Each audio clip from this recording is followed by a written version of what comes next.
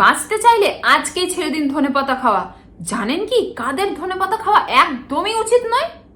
ধনেপাতা রান্নায় একটা আলাদাই স্বাদ এনে দেয়। রান্নার শেষে অল্প একটু ধনেপাতা ছিটিয়ে দিলে রান্নার স্বাদটাই যেন অন্যরকম হয়ে যায়। আবার অনেকে স্যালাডেও ধনেপাতা দিতে ভালোবাসেন। হ্যাঁ, খাবারটা কিন্তু বেশ আমরা পরিপাটি করেই খেতে ভালোবাসি, মানে আমরা বাঙালিদের কথা বলছি। তাছাড়াও আমরা অনেক সময় চাটনি হিসেবে ব্যবহার করি পরোটা খাওয়ার সময়। সেই সময় স্বাদটা অতুলনীয় লাগে, তাই না?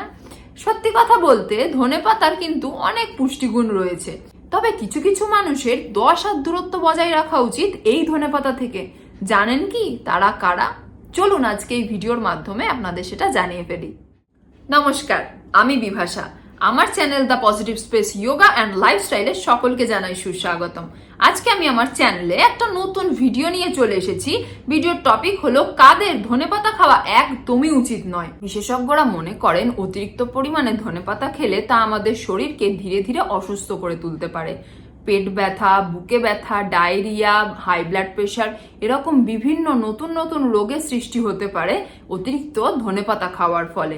এছাড়াও আমাদের শরীরকে আর কি কি সমস্যার সম্মুখীন হতে হয় অতিরিক্ত ধনেপাতা খেলে, চলুন আজকের এই ভিডিওতে তাহলে জানিয়ে ফেলা যাক।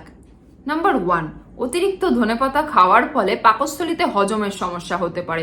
হঠাৎ করে পেটে ব্যথা, বুকে ব্যথা হওয়া, বমি বমি ভাব, এছাড়াও ডায়রিয়া পর্যন্ত হতে পারে। কিছু কিছু ক্ষেত্রে অতিরিক্ত ধনেপাতা খাওয়ার কারণে ডিহাইড্রেশনের সমস্যা দেখা দেয়, যার জন্য আমাদের শরীরকে বিভিন্ন রকম সমস্যার সম্মুখীন হতে হয়। তাই আমাদের উচিত নির্দিষ্ট পরিমাণে ধনেপাতা খাওয়া।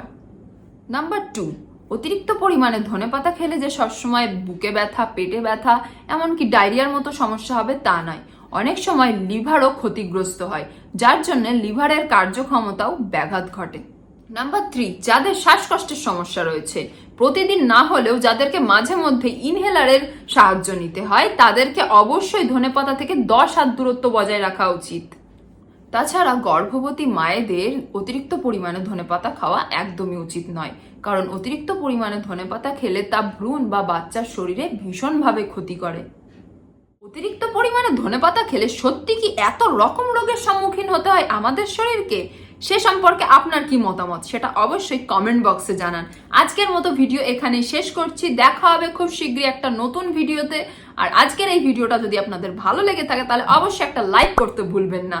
এরকমই নতুন নতুন হেলথ টিপসের ভিডিও যদি দেখতে চান তাহলে অবশ্যই আমার চ্যানেলটা সাবস্ক্রাইব করতে ভুলবেন না। আজকের ভিডিও এখানেই শেষ করছি। ততক্ষণ আপনারা সকলে ভালো থাকবেন, সুস্থ থাকবেন, বাড়ির সবাইকে ভালো রাখবেন। আজকের মতো ধন্যবাদ।